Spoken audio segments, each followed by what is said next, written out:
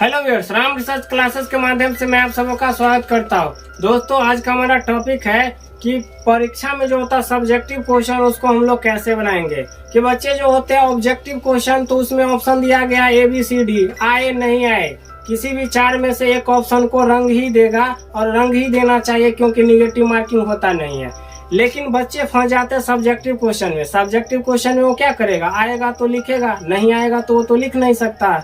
अभी जो है परीक्षा का मौसम है, बिहार बोर्ड जो है 12th का एग्जाम जो है शुरू कर दिया है और बच्चे नर्वस हो गए हैं, परेशान हो गए हैं। जो बच्चे पढ़े हैं उसके लिए भी ये वीडियो है और जो बच्चे नहीं पढ़े उसके लिए तो ये स्पेशल वीडियो है ही। तो दोनों का जो है इस वीडियो को देखने के बाद जो है फायदा होने वाला है और मार्क जो है उसमें जो बढ़ोतरी होने वाली है, इसलिए वीडियो के अंत तक आप लोग बने रहिए।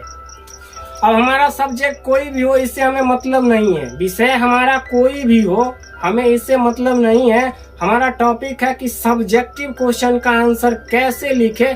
अगर क्वेश्चन नहीं आ रहा है तो हम कैसे लिखेंगे, आ रहा है तो कैसे लिखेंगे, इसी के बारे में हम लोग बात करने वाले हैं।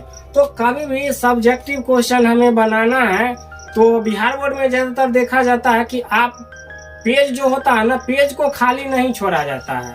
आप अगर पेज को खाली छोड़ देते हैं तो आपका मार्क जो है ना वो मिलने वाला नहीं है, 0 वो दे देगा।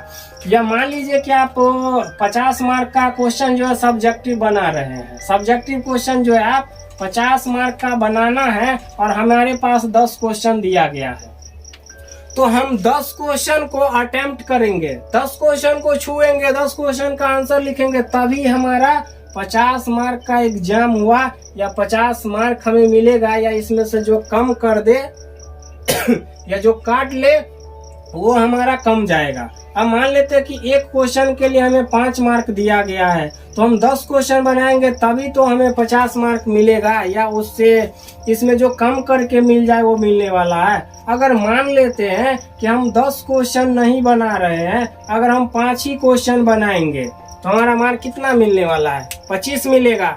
तो इसीलिए परीक्षा में जो होता है ना, टाइम मैनेजमेंट पर तो ध्यान दिया ही जाता है और सब्जेक्टिव क्वेश्चन को हमें कैसे लिखना, हमें ये तरीका सीखना है। तो सबसे पहले कि हमारा जितना क्वेश्चन है हमें जो है उस सब का आंसर लिखना ही है। कि 10 क्वेश्चन है तो 10 क्वेश्चन का आंसर लिखना ही है, कम या ज्यादा आपको सबका आंसर लिखना होगा। आप अगर एक क्वेश्चन छोड़ दे रहे हैं तो एक क्वेश्चन का मार्क आपका जो है वो माइनस हो रहा है। 2 क्वेश्चन छोड़ते हैं तो 2 क्वेश्चन का मार्क माइनस हो रहा है। अगर 10 क्वेश्चन बना रहे हैं तो 10 का मार्क आपको मिलेगा। जिस क्वेश्चन को छोड़ दीजिएगा उसका मार्क आपको क्या मिलेगा, तो 0 मिलेगा। तो सबसे पहले कि हमें ये याद रखना है कि हमारे पास सब्जेक्टिव क्वेश्चन जितना भी है, जितना बनाना है, जितना क्वेश्चन हमें बनाने के लिए दिया गया है कि 50 मार्क का क्वेश्चन हमें बनाना है, तो 50 मार्क के क्वेश्चन को हम बनाएंगे ही। जितना क्वेश्चन जरूरी है बनाना सब्जेक्टिव, उतना बनाना ही है, सबको बनाना है, तभी आपको उतना मार्क मिल सकता है, अन्यथा मिलेगा नहीं। बच्चे क्या करते हैं कि कोई ऐसा क्वेश्चन आता है जिसका आंसर उसे आता है या ज्यादा आता है, तो उस क्वेश्चन पर वो 10 मिनट लगा देता है और एक क्वेश्चन को वो खाली छोड़ देता है। तो इससे कोई फायदा होने वाला नहीं है। आप एक क्वेश्चन पर 10 मिनट दे रहे हैं, इससे अच्छा कि आप 2 क्वेश्चन पर 5-5 मिनट लगाइए। दोनों क्वेश्चन का आपका जो है वो मार्क ऐड होगा। एक ही क्वेश्चन पर आप टाइम दे रहे हैं तो एक ही क्वेश्चन का मार्क ऐड होगा। तो सब्जेक्टिव क्वेश्चन को कैसे लिखना है, तो कोई भी सब्जेक्टिव क्वेश्चन लिखना है तो सब्जेक्टिव क्वेश्चन को लिखने के लिए हमें बहुत सारी बातों का ध्यान देना पड़ता है। कि दुनिया में ऐसा कौन सा टॉपिक है जिसके बारे में लोगों को पता नहीं होगा। तो आंसर अगर हमें नहीं भी आता है तो मिला जुला शब्द या मिला जुला सेंटेंस हमें लिखना है। ऊट पटांग बात हमें नहीं लिख देना। बच्चे बहुत होते हैं, हरकत कर देते हैं, शायरी लिख देता है, गीत लिख देता है, मतलब ऊट पटांग चीज वो लिख देता है। ऐसा लिखने से आपका जो प्लस में मार्क दिया गया है ना, वो भी माइनस कर देगा। कि आगे आप क्वेश्चन जो है लिखे थे, आपको 5 मार्क दिया था और आगे जा करके आप एक शायरी लिख दिए है, टीचर का दिमाग है वो जा करके पीछे भी काट देगा। इसीलिए आप पेपर में जो भी लिखिएगा परीक्षा से रिलेटेड और पढ़ाई से रिलेटेड चीज लिखिएगा। बच्चे बहुत बदमाश होते हैं और ऐसा बच्चा होता है जो लड़की का नाम लिख देता है, अपना नाम लिख देता है मोबाइल नंबर, फोन नंबर, ये सब अग्रम बग्रम चीज ऐड कर देता है। तो ये सब करने से आपका फ्यूचर बर्बाद हो रहा है। आपका जो भी मार्क वो दे रखा है ना, वो भी काट देगा। तो सब्जेक्टिव क्वेश्चन जो है लिखते समय हमें ये ध्यान देना है कि हमें जो ही आता है, जितना ही आता है उतना ही लिखेंगे। आलतू फालतू बात नहीं लिखेंगे। आलतू फालतू बात लिखने से आपका जो मार्क मिला हुआ है वो भी काट लेगा। तो सब्जेक्टिव क्वेश्चन लिखने के लिए हमें कि कोई भी सब्जेक्टिव क्वेश्चन है उसका आंसर जो होता है हम दो तरीके से लिख सकते हैं। जैसे कि पेन है तो पेन भी हम दो तरीके का यूज कर सकते हैं, ब्लैक और ब्लू। ब्लैक पेन भी यूज कर सकते हैं और ब्लू दोनों का यूज कर सकते हैं। अब दोनों पेन का यूज कहाँ पर करना है? जैसे मान लीजिए कोई भी क्वेश्चन है उसका हमें हेडिंग देना है। अब मान लेते हैं कि इतिहास का ही क्वेश्चन है और क्वेश्चन दे रखा है कि 1857 की क्रांति का कारण क्या था। अब हमें कारण हेडिंग में देना है, जैसे कि इसका कारण होता कि चर्बी वाले कारतूस, और इसको क्या करना पड़ता है, डील करना पड़ता है। तो हमें दो पेन का इस तरीके से यूज करते हैं कि जैसे मान लीजिए हमें ये चीज लिख दिए ब्लैक पेन से, अब आगे जो भी चीज लिखेंगे वो लिखेंगे ब्लू पेन से। तो इन तरीके से दो पेन का यूज किया जाता है। या आगे इसमें जहां भी हमें कोई ऐसा मेन वर्ड है या मेन सेंटेंस है तो उसको भी हम अगर इधर ब्लैक से लिखे तो उधर ब्लू से लिख सकते हैं, या इधर ब्लू किए हैं तो इधर ब्लैक लिख सकते हैं। ऐसे दो पेन का यूज हम लोग कर सकते हैं।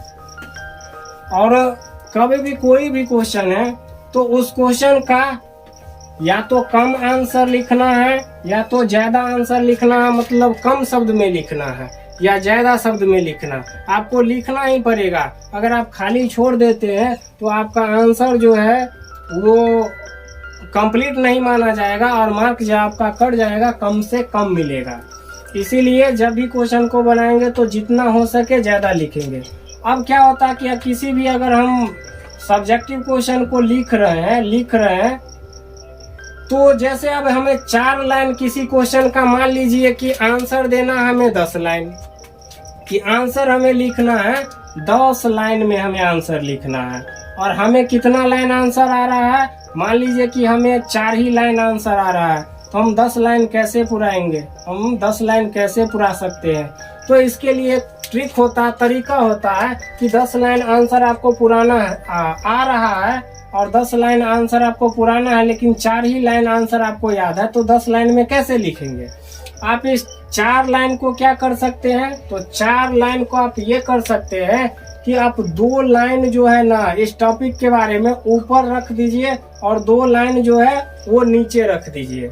ऊपर 2 लाइन लिख देते हैं और 2 लाइन जो है नीचे लिख देते हैं। अब बीच में जो हम लाइन लिखेंगे ना, इसी टॉपिक से रिलेटेड लिखेंगे। जो हम यहाँ पर लिखे हैं इसी टॉपिक से रिलेटेड लिखेंगे। अगर कुछ भी नहीं आ रहा है तो ऊपर के लाइन में और नीचे के लाइन में तोड़ मोड़ ऐसे कर देना है कि कुछ जोड़ देना है, कुछ हटा देना है, और इसी में से तोड़ जोड़ करके ये बीच में जो 6 लाइन हमें पुराना है ना, ये आप क्या करना है, हमें पूरा देना। तो हमारा 10 लाइन जो है वो आंसर पूर जाएगा। अब जो चेकर होता है वो कॉपी को कैसे जांच करता है कि ज्यादा से ज्यादा वो ऊपर ध्यान देता है और जाते जाते नीचे ध्यान देता है। बीच में उतना वो ध्यान नहीं देता है जितना कि ऊपर ध्यान देगा। सबसे ज्यादा जो है ना वो आंसर जब भी चेक करता है तो ऊपर में ध्यान देता है और इसके बाद नीचे में कुछ ध्यान देता है। बीच में वो आंसर को गौर नहीं करता, केयर नहीं करता है। तो इसीलिए अगर हमें सब्जेक्टिव क्वेश्चन को बनाना है तो आंसर हमें अगर कम से कम आ रहा है, ज्यादा से ज्यादा लिखना, तो आप ऊपर से कुछ जो आंसर आपको आता है वो लिखिए और नीचे से लिख दीजिए और बीच में आप इससे रिलेटेड बात लिख सकते हैं। ऐसे किसी भी सब्जेक्टिव क्वेश्चन को सॉल्व कर सकते हैं।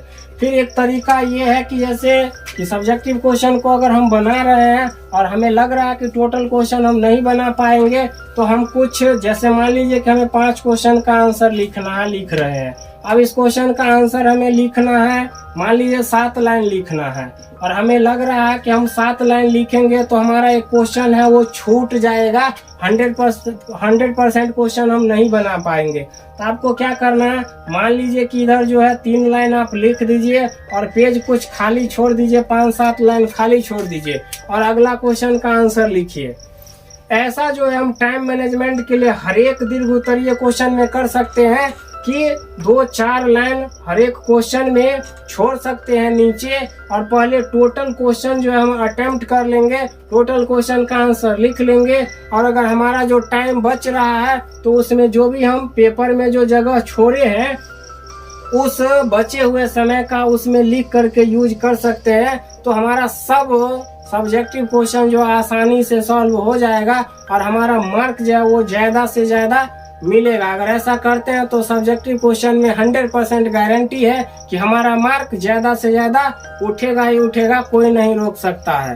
तो हम आशा और विश्वास करते हैं कि आप लोगों का एग्जाम जो है बहुत अच्छे तरह से बीते और रिजल्ट भी आपका बहुत ही अच्छा आए। हम ईश्वर से ये दुआ करते, कामना करते हैं।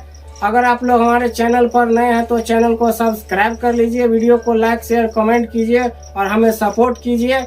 हमें आप लोगों की सपोर्ट की ज़रूरत है। तो मिलते हैं नेक्स्ट वीडियो में नेक्स्ट टॉपिक के साथ, तब तक जय हिंद।